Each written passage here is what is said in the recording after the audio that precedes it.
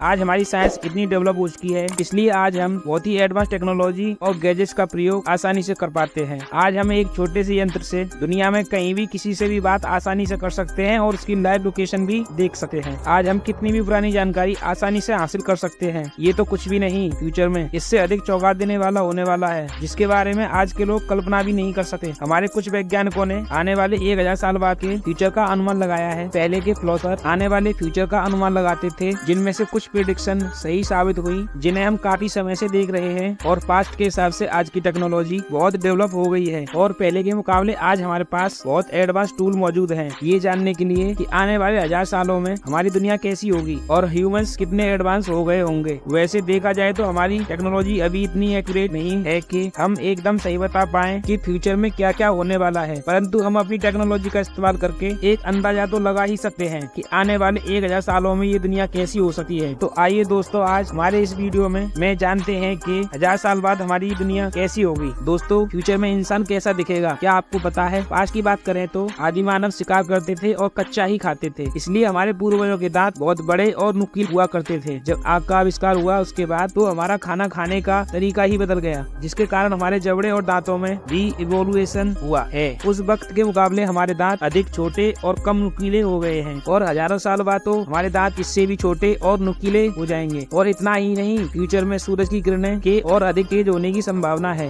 जिसके कारण सूरज की लगातार बढ़ रही रेडिएशन की बारिश पृथ्वी पर सीधा प्रभाव डालेगी। इसके कारण हमारी स्किन में भी इवोल्यूशन होगा और हमारी स्किन का रंग आज से भी अधिक तांबला हो जाएगा। स्किन रेडिश भी हो सकती है और जबड़े और भी अधिक बढ़ जाएंगे। फ्यूचर के इंसान की बात करें तो वह और अधिक स्मार्ट हो जाएगा। और इंसान के दिमाग की बात की जाए तो इसके दिमाग पर 1000 सालों में भी इतना लोड नहीं पड़ा होगा जितना कि आज पड़ रहा है। इसीलिए हमारे दिमाग की पावर बढ़ रही है, जिसके कारण हमारे दिमाग का एक भाग को कहा जाता है प्री क्वांटम कोर्टेक्स, जिसके बारे में कहा जाता है, और वो आकार में आज भी धीरे धीरे बढ़ रहा है। इसकी ग्रोथ के कारण इंसानों का दिमाग और भी बड़ा हो जाएगा। दोस्तों, आज से पहले 18वीं सदी की बात करें तो जब हमारा किसी का जन्म भी नहीं हुआ था, तो जब इंसानों की लाइफ कुल 38 साल की हुआ करती थी, यानी कि बाल मृत्यु दर अधिक थी। ओल्ड एज आने तक लोग किसी न किसी बीमारी के कारण मर जाया करते थे। आज की सदी में उम्र करीब 80 साल की हो चुकी है और इस एज को बढ़ाने का कारण हमारी मेडिकल साइंस है, जिसके पास बड़ी बड़ी बीमारियों का इलाज मौजूद है। और फ्यूचर में नैनो टेक्नोलॉजी के बढ़ जाने से हम आज से भी बहुत अधिक बढ़ जाएंगे। और वैज्ञानिकों के अनुसार यह प्रूफ हो चुका है कि आज से 1000 साल बाद इंसानों की एवरेज उम्र 150 से 200 साल होने का अनुमान लगाया जाता है। और आज के ट्रैफिक की बात करें तो ये बहुत शहरों में इतना बढ़ गया है कि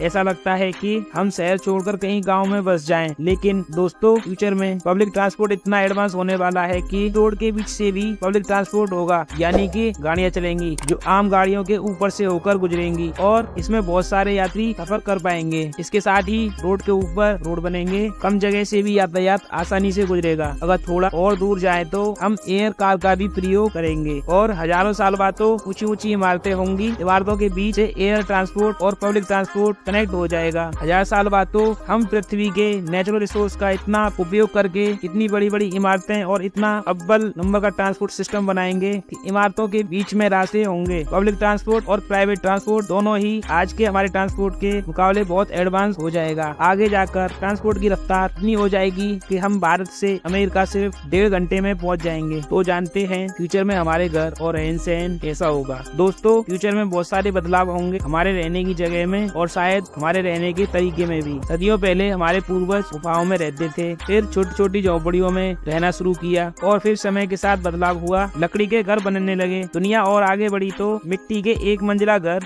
बनने लगे, उसके बाद शानदार महल बनने लगे और हवेलियां बनने लगी और आज इतनी बड़ी बड़ी इमारतें हैं जिन्हें देखकर हम चौंक जाते हैं। अगर हजारों साल पुराने आदि मानव को छोटी सी झोपड़ी या गुफाओं में से आज की इमारतों या महलों में लाया जाए तो उन्हें ताज्जुब जरूर होगा कि आखिर यह है क्या। बस ऐसा ही हम सोचेंगे अगर हम 1000 साल बाद के आसियानों में जाकर बसने लगे तो 1000 साल बाद रहने की जगह और रहने का तरीका सब कुछ बदल चुका होगा। इतना ही नहीं, इंसान पानी के अंदर भी घर बना देगा, जबकि पाम आइलैंड जो दुबई में स्थित है वह ऑलरेडी समुद्र के ऊपर बनाया हुआ है, एक नगर है। पर भविष्य में तो हम इनसाइड वाटर शहर बनाने में कामयाब हो जाएंगे। पानी तो क्या, हम बहुत अधिक बर्फ में भी आसानी से रहने लगेंगे। और इतना ही नहीं, फ्यूचर में तो हम शायद किसी अन्य ग्रह पर अपना आशियाना बनाने में भी कामयाब हो जाएं। मतलब ये है कि 500 साल बाद तकरीबन इंटरप्लेनेटरी स्पेस में अपनी जगह बना चुके होंगे। स्पेस एक्स जैसी प्राइवेट ऑर्गेनाइजेशन और दुनिया की सभी गवर्नमेंट ऑर्गेनाइजेशन पूर्ण प्रयास कर रही हैं कि वो सोलर सिस्टम के किसी प्लानेट पर ही जीवन ढूंढ सकें। आपने कई बार सुना होगा कि वैज्ञानिक हमारे आसपास के प्लानेट पर पानी और हमारी दुनिया जैसा एक वातावरण खोजने की कोशिश में लगे हैं। हालांकि अभी तक तो